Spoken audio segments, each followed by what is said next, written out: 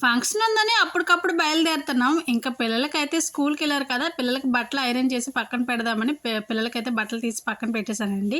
వేసుకొని వెళ్ళడానికి ఒక జత, ఇంకా అక్కడ వేసుకోవడానికి ఒక జత, ఈ 2 ఐరన్ చేసి పక్కన పెట్టేసాను. వాళ్ళొచ్చేలోపు అయితే మాత్రం వంట చేశాను. వంట అప్పటికప్పుడే మధ్యాహ్నం కాబట్టి బెండకాయ పులుసు, రైస్ పెట్టేసాను. అప్పుడు తినేసాను. గిన్నెలు తోముకొని వెళ్ళిపోవచ్చాను. ఇంకా బట్టలు ఎండేసాను. ఉదయాన్నే ఉతికేసి అవన్నీ తీసేసండి మడత పెట్టి పక్కన పెట్టేసాను. ఒక రోజుకైనా 2 రోజులకైనా క్యాంప్‌కెళ్తామా, బ్యాగ్ సర్దాలి, ఇంక ఇంట్లో సామాన్లన్నీ సర్ది నీట్‌గా చేసుకొని బయలుదేరాలనమాట.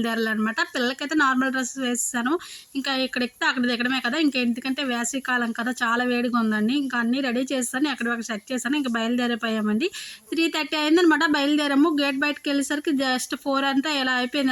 హైవే ఎక్కేసాము. 4 అయ్యేసరికి అయితే మాత్రం ఇంతకుముందు వెదర్ బాగానే ఉంది కానీ వెళ్ళేటప్పుడు ఏంటో కానీ చాలా వేడిగా ఉందండి. ఎండ బాగా ఎక్కిపోయిందనమాట.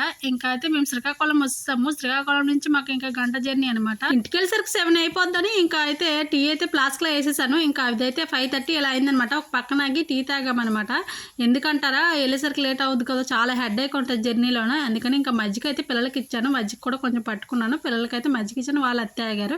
ఇంకా త్రావలో ఆగాము. నైట్రోజన్ వేసుకున్నాము. త్రావలో ఆగి ఇంకైతే ఊరు వెళ్ళేసరికి 8:30 ఇలా అయిపోయిందండి. పాల్కొండ చేరేసరికి 7:30 అయింది. మా ఊరు వెళ్ళేసరికి 8:30 ఇలా అయిపోయిందనమాట. ఇలా అయిన తర్వాత ఇంటికైతే వచ్చేసామండి.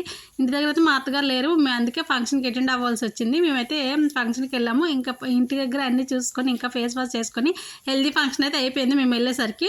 ఇంకా భోజనాలు పెడతారు. ముందు రోజు అయితే అందరికీ భోజనాలు పెడతారండి. మొత్తం ఫ్యామిలీకి ఊరు మొత్తము పెడతారనమాట భోజనాలు. ముందు రోజు ఫంక్షన్ ముందు రోజు కంపల్సరీగా మా సైడ్ అలా పెడతారు. మేమైతే వెళ్ళిన తర్వాత కాళ్ళు చేతులు కడుక్కొని కాసేపు రెస్ట్ తీసుకొని భోజనానికి అయితే వెళ్ళాము. భోజనం చేసేసాము. భోజనం అంతా అయిపోయిందనమాట.